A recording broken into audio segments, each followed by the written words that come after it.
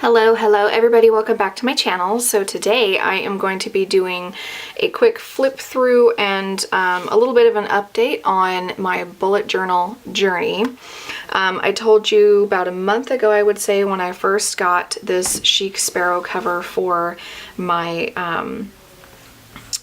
a bullet journal that I was going to be starting that journey because it's not something that I had done before, and it was definitely something that interested me, and I really do love to see everybody else's spreads and how they're creative, and it's just something that I really want to break into. So if you would like to see my current bullet journal setup and sort of watch me add a couple things to it, then please just keep watching. Okay, so I'm just going to start off by saying that my bullet journaling abilities right now are kind of sad, in my opinion. I am not an artist, to say the least, so it takes a lot of thought and time for me to really bust into this and get through it. Because it's just not something that I do on a regular basis. So before I break it open, I want to go over a couple items that I've really been loving to use in my bullet journal, and I'll show you how I use a couple of them today. I really do love my microline pen.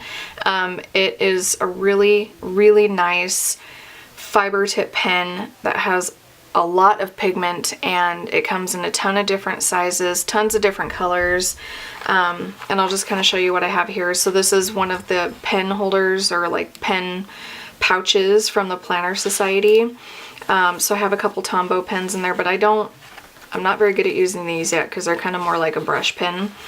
But this is one that I use the most, which is the 0.35, and it's just plain black, and basically this is what I'm using to write everything with, and it comes in a ton of different colors, and you can see what everything is just by looking at the tops or bottoms of them. And I have not really quite started using all the colored versions yet, but there are lots of different sizes of just the blacks, but 0.35 is my favorite. They do come smaller, so this is a 0.25, and you know, maybe I'll start using that, but I will say that I have really had to work hard on concentrating when I am writing, because I worked in the medical field for a long time, and I got really used to just scribbling my signature, and I really got out of doing cursive, and so I kind of do more like block lettering now, and I really had to start retraining myself on my penmanship, which was kind of a bigger task than I thought it was going to be, but it's been a lot of fun, essentially getting the time to practice doing that and really work on what different abilities I might have. And you'll see a little bit of color in my bullet journal. For now, it's pretty much black and white. I don't have a whole lot of art or anything in there just quite yet, because again, I am working on that. But this is just a couple that I pulled out that I've got: the Tombow dual brush pens, and so one side is like the big brush pen that you see everybody use, and it's really cool, but again, I have to kind of train myself on how to use it. And then the other side is more of a fine tip pen. So the colors are really vibrant, they're really pretty, they have really great color payoff. I'm not upset about them at all.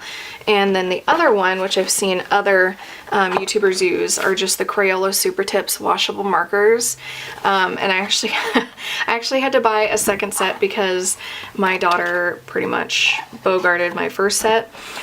So I'll just kind of pull it up over here so you can see that there's a ton of different colors in here, and I definitely want to get something different to put this in.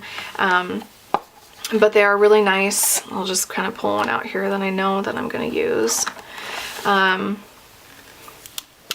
So this is just kind of a fine tip pen, I have seen some people use this for calligraphy. I have not tried it for that yet, but that is something that I would like to try. So let's just open this up. Now, if you haven't seen this specific Chic Sparrow Odyssey Penelope unboxing, I will link that down below. I have been in love with it.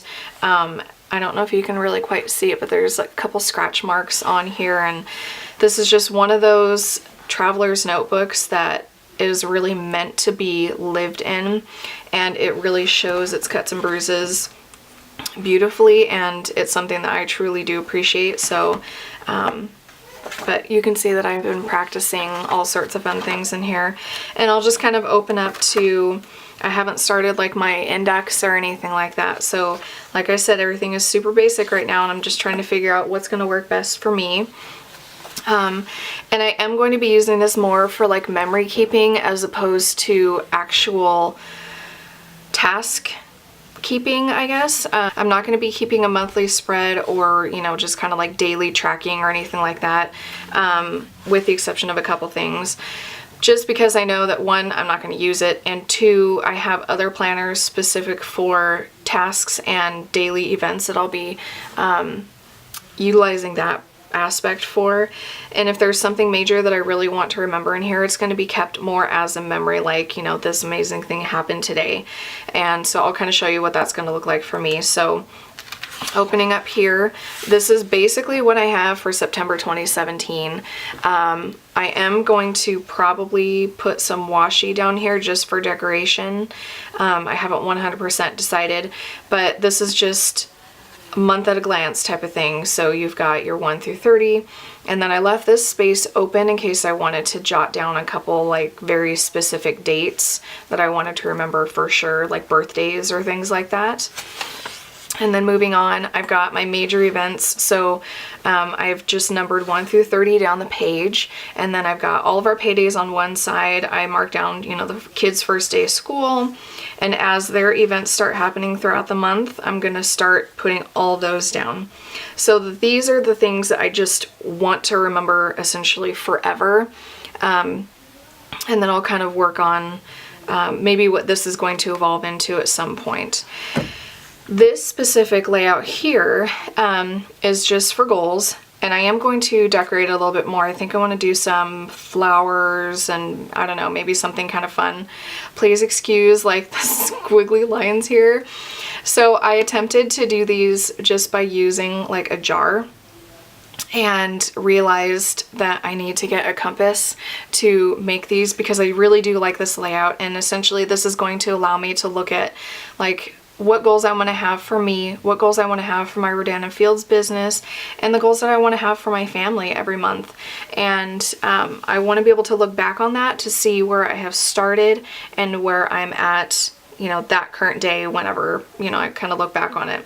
So it's basically just going to be like a bullet list of these are, you know, things I want to do for me and things I want to do in my business and how I want to grow and what I would like to see our family achieve for that month and stuff like that. So I think I'm just going to be doing, you know, just some floral designs maybe, and just kind of do like a landscape thing down sort of on the bottom, if that makes any sense. But I did find this design on Pinterest, and again, Pinterest is like a really amazing area to find different designs and layouts, because I think it just really inspires you to either kind of semi-copy something that somebody else has done or look at what they're doing and take that idea and make it your own. And so I really like this one.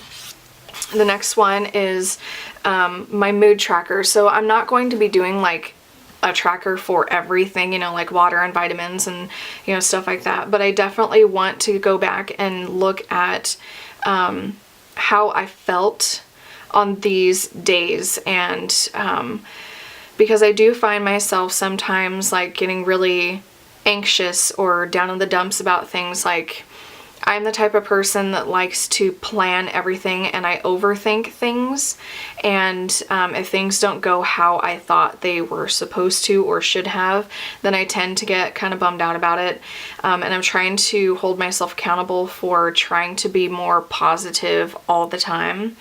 Not that it's not okay to have bad days, but I want to see myself be happier.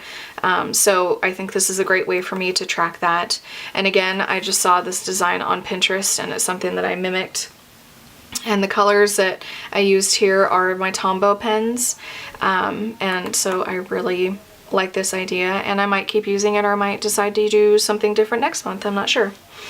And the next one is called the Happiness Jar. Again, I saw this design on Pinterest, and this is essentially like a gratitude page. So I just want to do like a one-liner of things that make me happy or things that I am thankful for, and I have one spot for every day of the month, and I'm kind of excited to see how this is going to fill up throughout the month.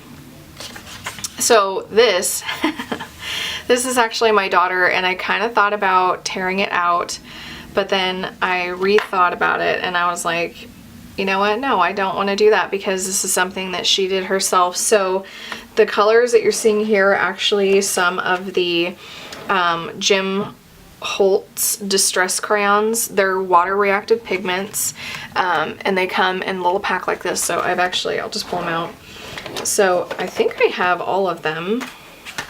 But essentially what you're supposed to do, and if you want to see me do like a little tutorial on how to use these, what you're supposed to do is kind of mark it just like a crayon, and that's exactly what it looks like, is a crayon. You just kind of mark it down on the page, and then you take like a watercolor brush or something like that along those lines. Let's see if I can find mine. Yeah, so I just have this watercolor, I don't know, it's just like a basic brush. It's nothing special, but you just dip it in water and then you kind of go through. Well, so what my daughter ended up doing was marking up the page first, and it didn't really give her an opportunity to go back right away when it was still kind of fresh and do the coloring. So it still worked a little bit, but you can see obviously like all of this.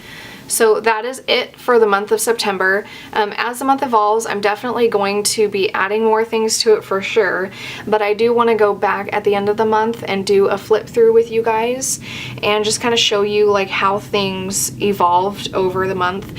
And I want to show you what I have done for like my journaling and memory keeping, because that's what I'm planning on using, you know, however many pages are going to be taking it. But I've got, you know, like Polaroid photos and specific memories and things like that, pictures that I want to print off that I had taken like from my son's first soccer game, and just little blips of things that I want to keep in here, and I'll kind of show you guys my process for that.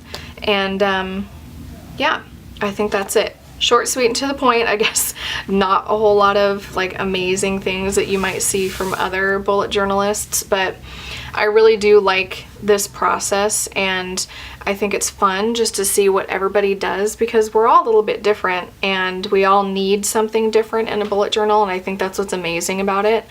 And I'm excited to see how my artistic abilities kind of grow and flourish over the next few years, and this is definitely something that I'm going to be keeping up with, and I'm really excited about it. So I hope you guys enjoyed this video. Please be sure to subscribe if you have not already.